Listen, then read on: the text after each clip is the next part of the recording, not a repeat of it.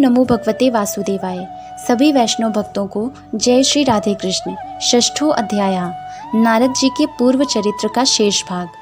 श्री सूत जी कहते हैं, शौनक जी, देवर्षि नारद के जन्म और साधना की बात सुनकर सत्यवती नंदन भगवान श्री व्यास जी ने उनसे फिर यह प्रश्न किया। श्री व्यास जी ने पूछा, नारद जी, जब आपको ज्ञान उपदेश करने वाले महात्मा अगर चले गए तब आपने क्या किया? उस समय तो आपकी अवस्था बहुत छोटी थी। स्वयंभू, आपकी शेष आयु किस प्रकार व्यतीत हुई और मृत्यु के समय आपने किस विधि से अपने शरीर का परित्याग किया? देवर्षि, काल तो सभी वस्तुओं को नष्ट कर देता है। उसने आपकी इस पूर्व कल्प की स्मृति का कैसे नाश नहीं किया? श्री नारद जी ने कहा, मुझे ज्ञान उपदेश करने वाले महात्मागण जब चले गए तब मैंने इस प्रकार अपना जीवन व्यतीत किया। यद्यपि उस समय मेरी अवस्था बहुत छोटी थी। मैं अपनी माँ का इकलौता लड़का था। एक तो वह स्त्री थी, दूसरे मूढ़ और तीसरे दासी थी। मुझे भी उसके सिवा और कोई सहारा नहीं था। उसने अपने को मेरे स्नेह पाश से जकड़ रखा था। वह मेरे योगक्षेम की चिंता तो बहुत करती थी, परंतु पराधीन होने के कारण कुछ कर नहीं पाती थी। जैसे कठपुतली नचाने वाले की इच्छा के अनुसार ही नाचती है, वैसे ही यह सारा संसार ईश्वर के अधीन है। मैं भी अपनी माँ के स्नेह बंधन में बंधकर उस ब्राह्मण बस्ती में ही रहा। मेरी अवस्था केवल 5 वर्ष की थी। मुझे दिशा, देश और काल के संबंध में कुछ भी ज्ञान नहीं था। एक दिन की बात है, मेरी माँ गौ दुहने के लिए रात के समय घर से बाहर निकली। रास्ते में उसके पैर से सांप छू गया। उसने उस बेचारी को डस लिया। उस सांप का क्या दोष, काल की ऐसी ही प्रेरणा थी। मैंने समझा भक्तों का मंगल चाहने वाले भगवान का यह भी एक अनुग्रह ही है। इसके बाद मैं उत्तर दिशा की ओर चल पड़ा। उस ओर मार्ग में मुझे अनेकों धन धान्य से संपन्न देश, नगर, गांव, अहीरों की चलती फिरती बस्तियां, खाने, खेड़े, नदी और पर्वतों के तटवर्ती पड़ाव, वाटिकाएं, वन उपवन और रंग बिरंगी धातुओं से युक्त विचित्र पर्वत दिखाई पड़े। कहीं कहीं जंगली वृक्ष थे जिनकी बड़ी बड़ी शाखाएं हाथियों ने तोड़ डाली थी। शीतल जल से भरे हुए जलाशय थे जिनमें देवताओं के काम में आने वाले कमल थे। उन पर पक्षी तरह तरह की बोली बोल रहे थे और भौरे मंडरा रहे थे। यह सब देखता हुआ मैं आगे बढ़ा। मैं अकेला ही था। इतना लंबा मार्ग तय करने पर मैंने एक घोर गहन जंगल देखा। उसमें नरकट, बांस, सेंठा, कुष्ठ, कीचक आदि खड़े थे। उसकी लंबाई चौड़ाई भी बहुत थी और वह सांप, उल्लू, सियार आदि भयंकर जीवों का घर हो रहा था। देखने में बड़ा भयावना लगता था। चलते चलते मेरा शरीर और इंद्रियां शिथिल हो गईं। मुझे बड़े जोर की प्यास लगी। भूखा तो था। वहाँ एक नदी मिली। उसके कुंड में मैंने स्नान, जलपान और आचमन किया। इससे मेरी थकावट मिट गई। उस विजन वन में एक पीपल के नीचे आसन लगाकर मैं बैठ गया। उन महात्माओं से जैसा मैंने सुना था, हृदय में रहने वाले परमात्मा के उसी स्वरूप का मैंने मन ही मन ध्यान करना शुरू किया। भक्ति भाव से वशीकृत चित्त द्वारा भगवान के चरण कमलों का ध्यान करते ही भगवत प्राप्ति की उत्कट लालसा से मेरे नेत्रों में आंसू छलछला आए और हृदय में धीरे धीरे भगवान प्रकट हो गए। व्यास जी, उस समय प्रेम भाव के अत्यंत उद्रेक से मेरा रोम रोम पुलकित उठा। हृदय अत्यंत शांत और शीतल हो गया। उस आनंद की बाढ़ में मैं ऐसा डूब गया कि मुझे अपना और ध्येय वस्तु का तनिक भी भान न रहा। भगवान का वह अनिर्वचनीय रूप समस्त शोकों का नाश करने वाला और मन के लिए अत्यंत लुभावना था। सहसा उसे ना देख मैं बहुत ही विकल हो गया और अनमना सा होकर आसन से उठ खड़ा हुआ। मैंने उस स्वरूप का दर्शन फिर करना चाहा, किंतु मन को हृदय में समाहित करके बार बार दर्शन की चेष्टा करने पर भी मैं उसे नहीं देख सका। मैं अतृप्त के समान आतुर हो उठा।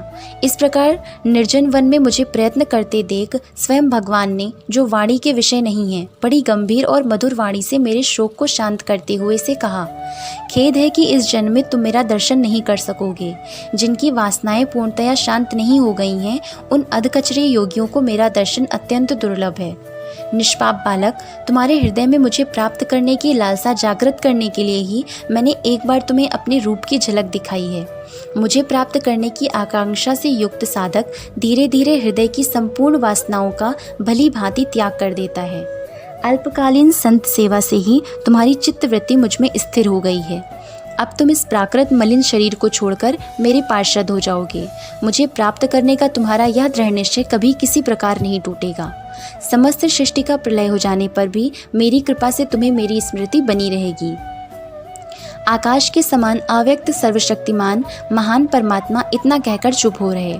उनकी इस कृपा का अनुभव करके मैंने उन श्रेष्ठों से भी श्रेष्ठतर भगवान को सिर झुकाकर प्रणाम किया। तभी से मैं लज्जा संकोच छोड़कर भगवान के अत्यंत रहस्यमय और मंगलमय मधुर नामों और लीलाओं का कीर्तन और स्मरण करने लगा। इस प्रहा और मद मत्सर मेरे हृदय से पहले ही निवृत्त हो चुके थे।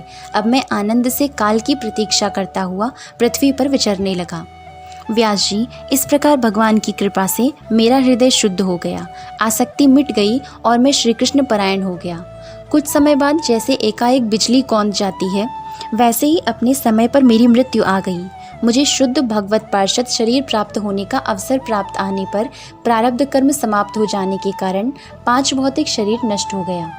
कल्प के अंत में जिस समय भगवान नारायण एकार्णव प्रलयकालीन समुद्र के जल में शयन करते हैं, उस समय उनके हृदय में शयन करने की इच्छा से इस सारी सृष्टि को समेटकर ब्रह्मा जी जब प्रवेश करने लगे, एक सहस्त्र उनके श्वास के साथ मैं भी उनके हृदय में प्रवेश कर गया। एक सहस्त्र चतुर्युगी बीत जाने पर जब ब्रह्मा जगे और उन्होंने सृष्टि की करने की इच्छा की, तब उनकी इंद्रियों से मरीचि आदि ऋषियों के साथ मैं भी प्रकट हो गया।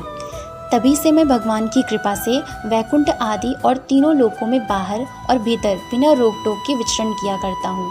मेरे जीवन का व्रत भगवत भजन अखंड रूप से चलता रहता है। भगवान को दी हुई इस स्वर ब्रह्म से विभूषित वीणा पर तान छेड़कर मैं उनकी लीलाओं का गान करता हुआ सारे संसार में विचरता हूँ।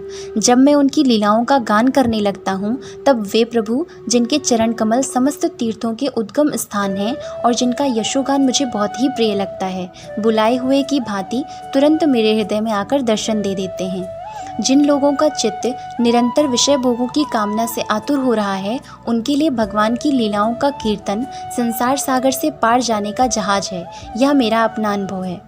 काम और लोभ की चोट से बार बार घायल हुआ हृदय श्री कृष्ण सेवा से जैसी प्रत्यक्ष शांति का अनुभव करता है, यम नियम आदि योग मार्गों से वैसी शांति नहीं मिल सकती।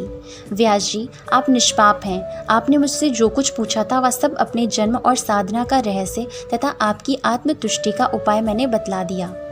श्री सूत जी कहते हैं, शौनकादि ऋषियों, देवर्षि नारद ने व्यास जी से इस प्रकार कहकर जाने की अनुमति ली और वीणा बजाते हुए स्वच्छंद विचरण करने के लिए वे चल पड़े। ये देवर्षि नारद धन्य हैं, क्योंकि ये शार्ंग पहाड़ी भगवान की कीर्ति को अपनी वीणा पर गा गाकर स्वयं तो आनंदमग्न होते ही हैं, साथ साथ इस तप्त जगत को भी आनंदित करते रहते हैं। ओम नमो भगवते वासुदेवाय। जय Shri Radhe Krishna. Like and subscribe the Kanha's Introvert Yogini and stay tuned for the next videos. Jai Shri Radhe Krishna.